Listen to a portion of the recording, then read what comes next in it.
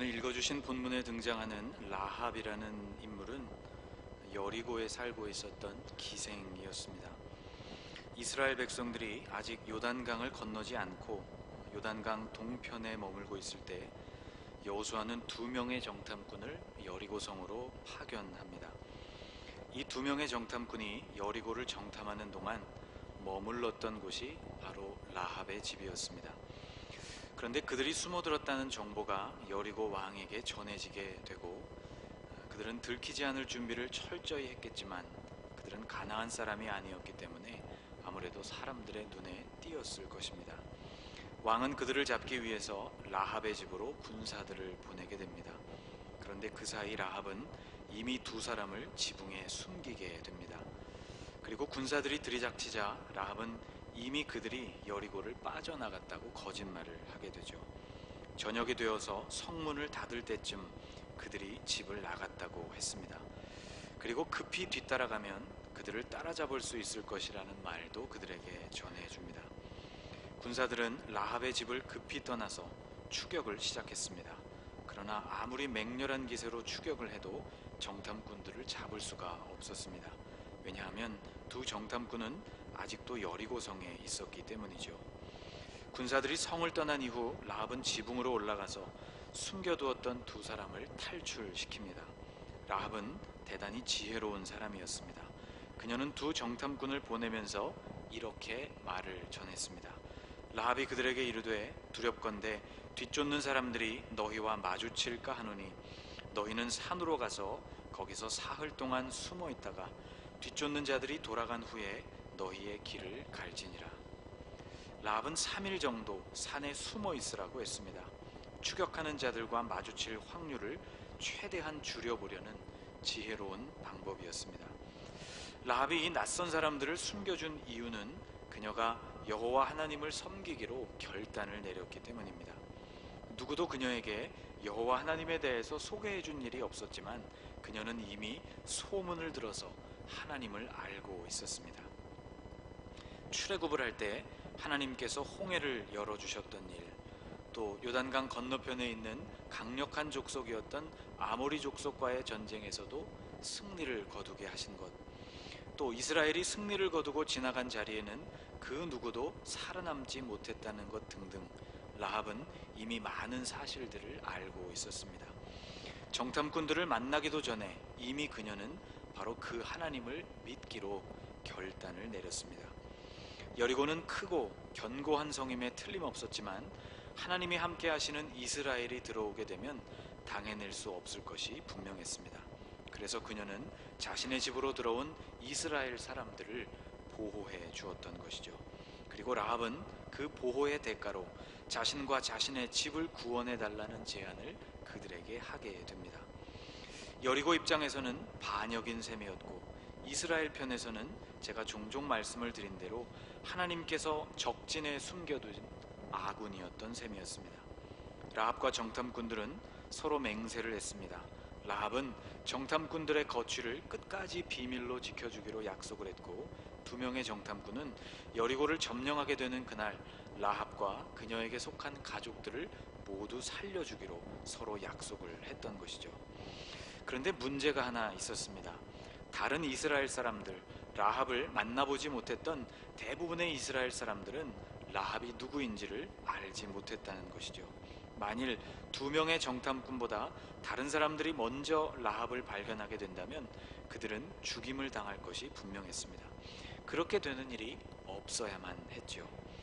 또 라합의 집에 이 2사람이 머물기는 했지만 여리고는 매우 큰 성이었기 때문에 그들이 다시 그곳에 들어오는 날 라합의 집을 다시 정확하게 찾기란 쉽지 않은 일이었습니다. 그래서 그들은 생각해낸 방법이 라합의 집에 표시를 하는 것이었습니다. 그곳에 라합과 그녀에게 속한 사람들이 있으니 그들은 살려야 한다는 표시가 필요했던 것이죠.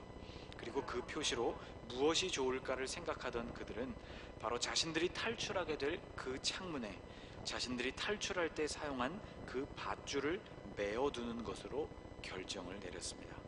2사람은 라합에게 이렇게 이야기합니다. 우리가 이 땅에 들어올 때에 우리를 달아내린 창문에 이 붉은 줄을 메고 내 부모와 형제와 내 아버지의 가족을 다 내 집에 모으라. 그 줄은 색깔이 붉었습니다. 눈에 띄는 색깔이었기 때문에 증표로서 적합했죠. 두 사람은 드디어 라합의 집 창문을 통해서 이 붉은 줄을 타고서 성 바깥으로 탈출을 하게 됩니다. 이 두 사람은 그 창에 줄을 매게 될 시기에 대해서도 라합에게 자세한 지침을 주었습니다. 그 붉은 줄을 맬 가장 적절한 시기는 바로 그들이 이스라엘이 여리고로 들어올 때였습니다. 우리가 이 땅에 들어올 때에 우리를 달아내린 창문에 이 붉은 줄을 매고 라고 그들은 말했습니다. 그런데 라합은 그렇게 하기로 약속을 해놓고는 오늘 본문을 보면 조금 이상한 행동을 했습니다. 21절 말씀을 같이 한번 읽어보겠습니다. 같이 읽겠습니다. 라합이 이르되 너희의 말대로 할 것이라 하고 그들을 보내어 가게 하고 붉은 줄을 창문에 매니라. 너희의 말대로 할 것이라 그렇게 말해놓고는 이스라엘이 여리고로 들어오는 날이 아니라 바로 그 당일에 두 명의 정탐꾼이 그 집을 빠져나간 그 당일에 줄을 매었다는 것이죠. 이런 행동은 사실상 아주 위험한 것이었습니다. 첫째로 이스라엘이 공격해 오려면 아직도 시간이 남아 있었기 때문입니다. 이스라엘은 아직 요단강 저편에 있었습니다. 강을 건너고 그리고 여리고까지 오기 위해서는 시간이 필요했던 것이죠. 둘째로 여리고성은 지금 초긴장 상태였습니다. 그리고 라합은 이미 의심을 받고 있는 상태였습니다. 그녀의 집에서 정탐꾼이 머물렀다는 사실을 여리고성에 있는 모든 이들이 알았고, 그리고 그녀의 말을 따라 추격을 나갔던 군사들은 빈손으로 돌아왔습니다. 세 번째, 더구나 그것은 줄이었다는 것입니다. 얼마나 길게 그 줄을 메었는지는 성경에 나와 있지 않지만 창문에 줄이 메어져 있다는 사실 하나만 해도 그녀가 무슨 일을 했는지를 온 세상에 공개하는 것이나 마찬가지였다는 것입니다. 네 번째, 그 줄은 너무나 튀는 색깔이었습니다. 지금 라합은 눈에 띄는 행동을 최대한 삼가야 할 입장이었던 것이죠. 그런데 붉은색 줄을 그 창에 메었다는 것입니다. 다섯 번째, 라합의 집은 성벽에 있었습니다. 오늘 본문 15절 말씀을 보면 라헬이 그들을 창문에서 줄로 달아내리니 그의 집이 성벽 위에 있으므로 그가 성벽 위에 거주하였음이라 라고 말씀하고 있습니다. 성벽으로 난 창문에 그러므로 줄을 메었다는 사실은 누가 보아도 좋은 상황이 아니었던 것이죠.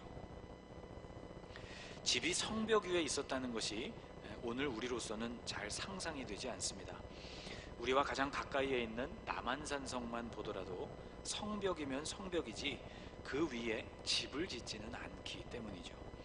그런데 가나안 시대로부터 이후 오랜 세월 동안 이스라엘 땅에 세워진 성벽들은 조금 특별한 구조를 가졌습니다.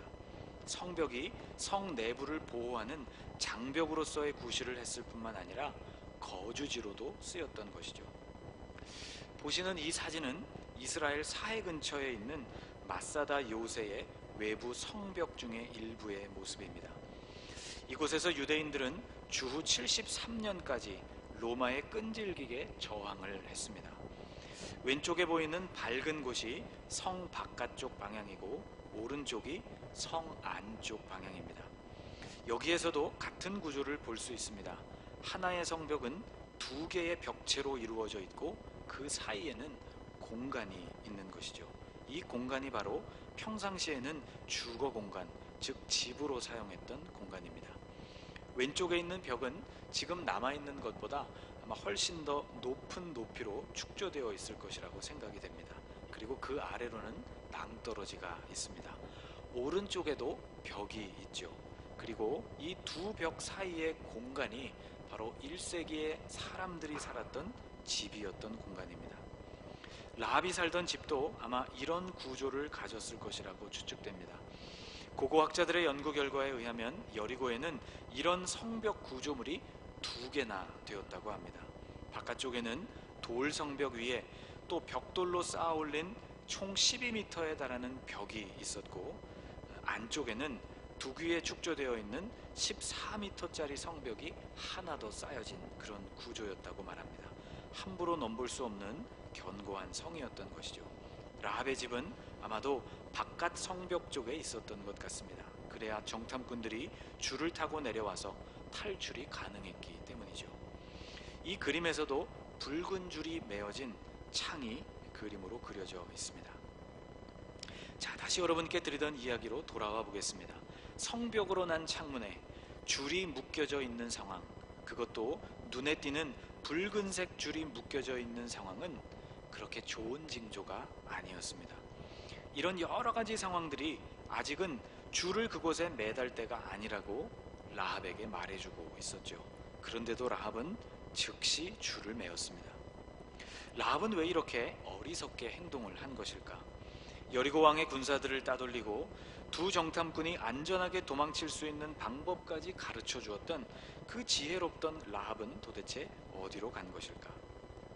성경에는 안타깝게도 그 이유가 자세히 기록되어 있지는 않습니다. 그런데 라합이 이러한 행동을 했다는 것, 그 행동이 의미하고 있는 바는 아주 분명합니다. 그녀의 결심과 각오가 아주 견고했다는 것을 보여주는 것이죠. 라합은 죽음을 각오했습니다. 라합이 가나안의 신들을 버리고 유일하신 여호와 하나님을 믿기로 선택한 것만 해도 이미 엄청난 사건이었습니다. 여리고 백성들의 입장에서 본다면 그녀는 민족과 종교를 배반한 사람이었습니다. 게다가 그녀는 정탐꾼을 숨겨주었고 그리고 그들의 탈출을 도왔습니다. 얼마 못 가서 그 사실은 발각될 수도 있었습니다. 만일 그렇게 된다면 그녀는 여리고 사람들의 손에 이스라엘이 도착하기도 전에 죽임을 당하고 말 것이었습니다. 혹 살아남는다 해도 그것이 미리 발각되게 된다면 창에 표시를 할 수 있는 기회를 라합은 놓치게 됩니다.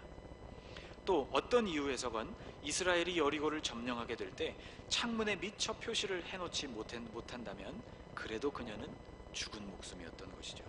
그러므로 이렇게 되나 저렇게 되나 그녀에게, 라합에게 있어서 유일한 희망은 바로 창에 묶은 붉은 줄이었던 것입니다.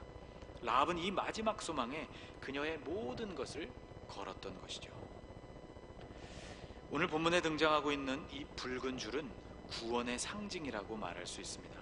두 정탐꾼은 이 붉은 줄을 타고 탈출에 성공하여서 목숨을 건지게 되었고, 라합 역시 그 붉은 줄을 창에 매므로 여리고 점령 시에 목숨을 건지게 되었습니다. 이 붉은 줄을 묵상해 보면 여러 가지 사건들이 연결되어져서 떠오릅니다. 우선 이것은 우리에게 유월절을 생각나게 해줍니다. 출애굽이 시작되던 그날 밤 애굽에는 10번째 재앙이 닥쳤습니다.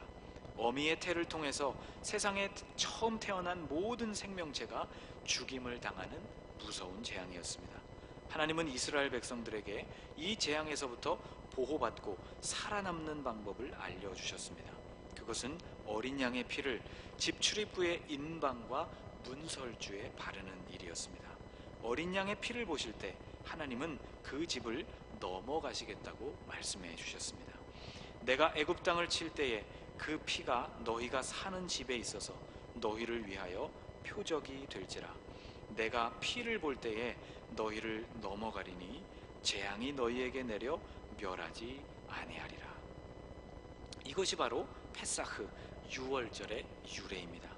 그 죽음의 밤을 보내는 동안 이스라엘 백성들의 마음에 위안과 소망을 주었던 것이 무엇일까 생각해보면 바로 설주와 인방에 발라진 어린 양의 피였다는 것을 알게 됩니다.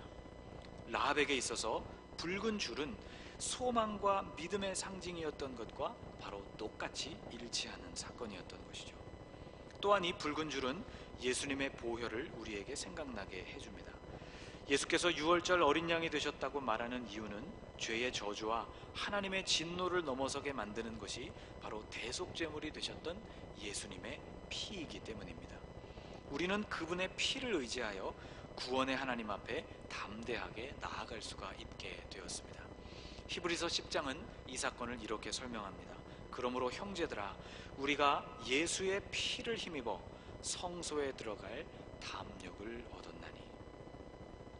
라합의 창문에는 붉은 줄이 메어졌습니다.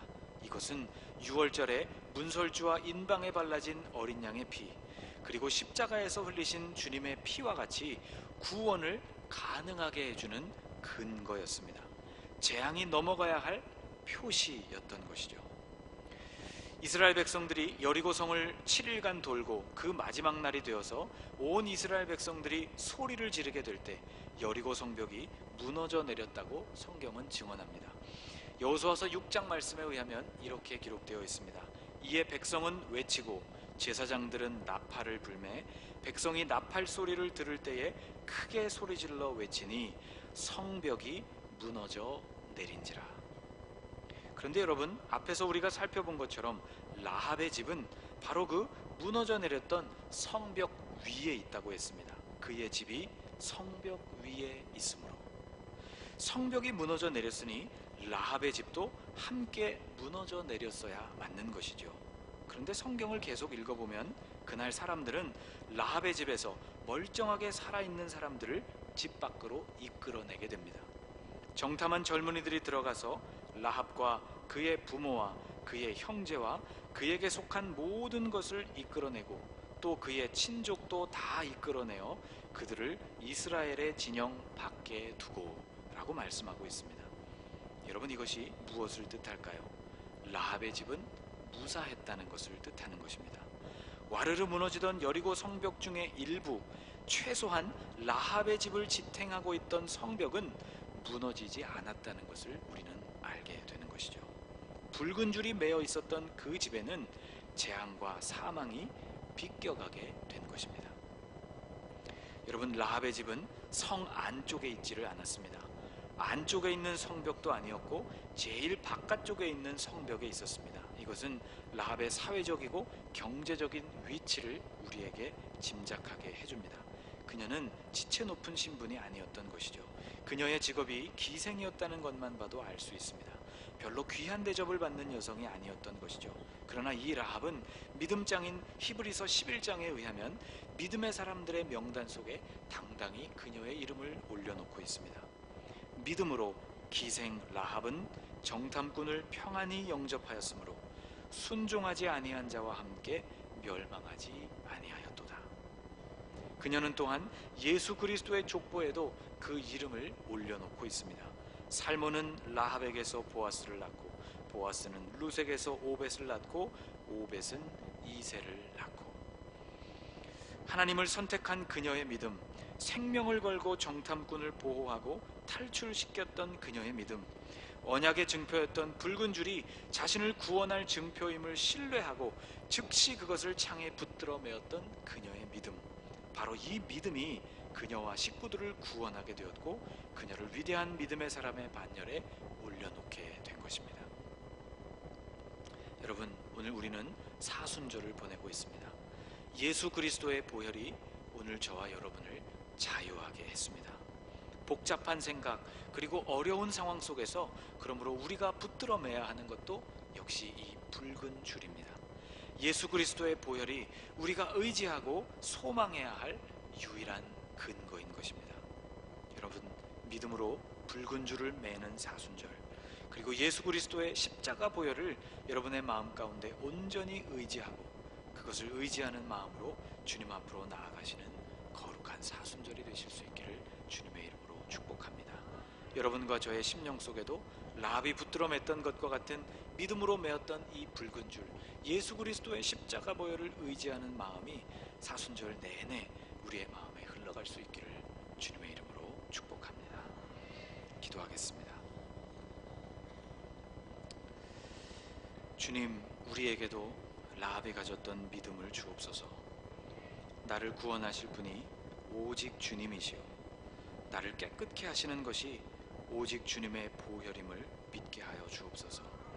하나님, 우리가 다른 것을 기대하지 않고 오직 자신을 구원할 그 붉은 줄을 기대했던 라합과 같이 우리도 다른 것들이 아니라 우리를 구원하실 주님만을 기대하고 바라보게 하여 주옵소서. 예수 그리스도의 이름으로 기도하옵나이다.